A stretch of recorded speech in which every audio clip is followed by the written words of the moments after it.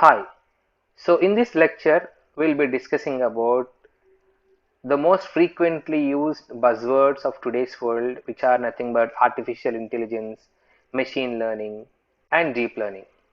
So most of the times, some of us are getting confused about what is artificial intelligence, what is machine learning, and what is deep learning. So let's get to know what actually the difference is between AI, ML, and DL. So generally we think that these three terms are synonyms to each other, but they generally don't refer to the same thing. They are different from each other in different contexts. As you can see here, the three concepts, which is deep learning, machine learning, and artificial intelligence, are strictly related with each other, where the deep learning is a subset of machine learning and the machine learning is in turn a subset of artificial intelligence. So now let's get to know about what is artificial intelligence. So humans have their own behavior and nature. So what artificial intelligence is going to do means a technique which allows the machines to act like the humans, and they replicate the behavior and nature of the humans, and thereby they will be acting like humans. And then artificial intelligence is imparting a cognitive ability to a machine. So cognitive ability is nothing but problem solving skills, memorizing, and then attention. So all these different types of things. So what humans are going to do, so the machines will be given a capability. So artificial intelligence also refers to the simulation of human intelligence processes. That is, they include learning, reasoning, and self-correction of any of the mistakes they do. As the humans learn from their experience, artificial intelligence also allows the machines to learn from their experience. Also, AI allows the machines to process data and recognize the patterns in them so that the machines can adjust their responses to perform different human activities. Here you can see the different applications of AI: natural language processing, deep learning, simulation modeling, machine learning, social network analysis, robotics and soft robotics, Internet of Things, image analysis, graph analysis, audio analytics, visualization, what not. Applications of AI are wide range because wherever you go, so AI is going to follow. So whatever you do, see, if you wanted to go outside, so if you wanted to get the real-time traffic updates, there exists AI. So if you wanted to see the temperature forecasting, so also in that application also we have AI. So what not, wherever you go, there are different applications of artificial intelligence. So now we shall discuss about the classification of the AI systems. So generally AI systems are classified by different properties. The first thing is their ability to imitate human behavior. So how the machines are imitating the human behavior, basing upon their ability, they are classified. And the hardware they use to imitate the human behavior, basing upon this they are classified. And the third properties is their applications in the real world, that is what kind of applications they are exhibiting. And the last classification property is the theory of mind. So basing upon all these different types of properties, the AI systems can be classified. So now artificial intelligence is having three different levels. The first level is narrow AI, or it is also called as artificial narrow intelligence, or simply ANI. The second level is general AI, or it is called as artificial general intelligence, simply AGI. And the third type of level is active AI, or it is called as artificial super intelligence, or simply ASI. So the first type of AI is nothing but narrow AI, or it is also called as artificial narrow intelligence. So what happens in narrow AI is that it can be called as narrow when the machines can perform a specific task better than a human. So generally, machines will be given a particular task. In narrow AI, machines will be doing only a particular task which the humans told the machines to do so.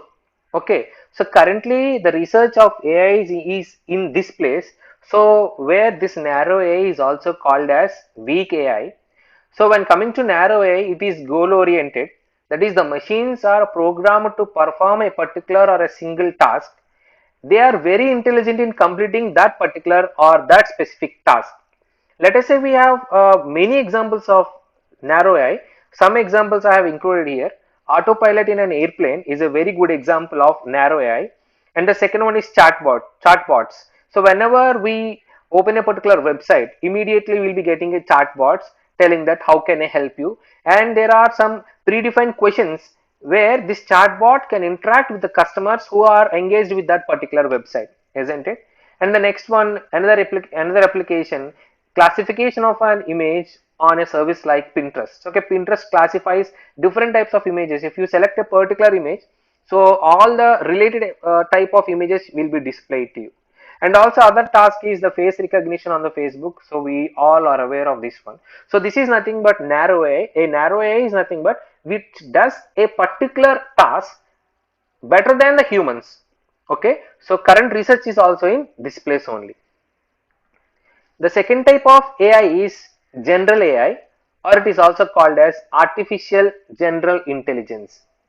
So we call artificial intelligence as general artificial intelligence, or we can say artificial intelligence reaches to the state of general artificial intelligence only when the machines can perform any intellectual task with the same accuracy level as the humans are going to do. That is, it is also called as strong AI.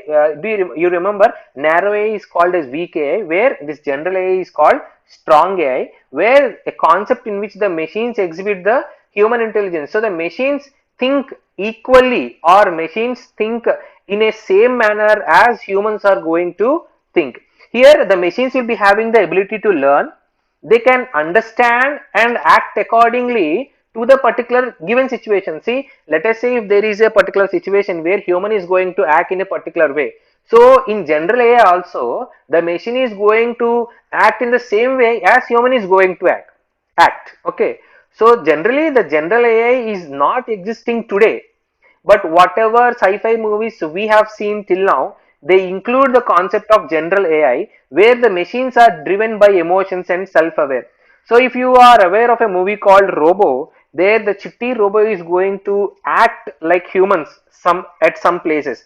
Sometimes he is going to do some mistakes also, but at some places he is going to act like a human, and he is going to uh, work in that particular situations how humans are going to do that. Okay, so this is nothing but general AI, but this is currently possible in sci-fi movies only. So presently it is not that much possible.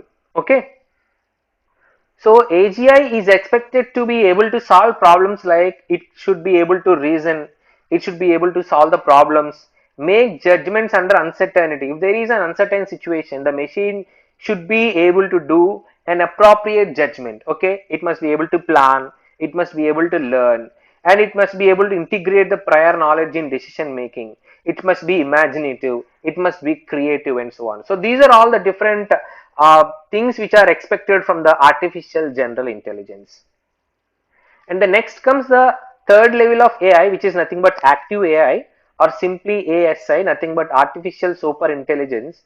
So an AI is said to be an active AI when it can beat humans in many tasks. Let us say there is a competition between a human and a competition between human and a machine. If the machine could be able to beat human in many tasks, then you can call that as an active AI.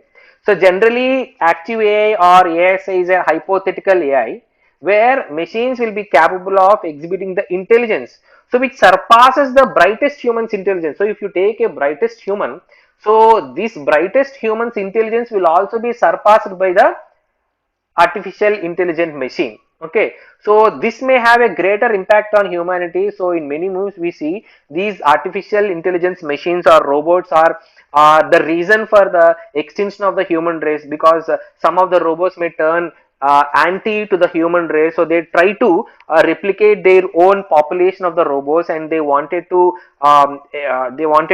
eliminate, or they wanted to extinct the complete human race, and they wanted to take the control of the entire world. So I hope if you remember the Arnold Schwarzenegger's Terminator movie, so where the machine's cognitive intelligence which supersedes the human intelligence in whatever aspect you take. So this is nothing but active AI. So these are the three different levels, that is narrow AI where machine can do only a single task which is better than the human, and the next coming to the general AI. So where machines have ability to learn and act.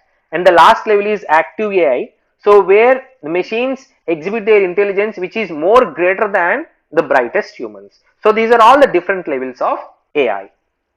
Here you can see the comparison of the different levels of AI. The first one is artificial narrow intelligence, and the second one is general intelligence, and the third one is artificial super intelligence. So this is our present. This is our present scenario, and this could be our future. And we cannot say whether this particular thing, that is artificial super intelligence, is possible or not. So these is the comparison between narrow AI, general AI, and strong AI.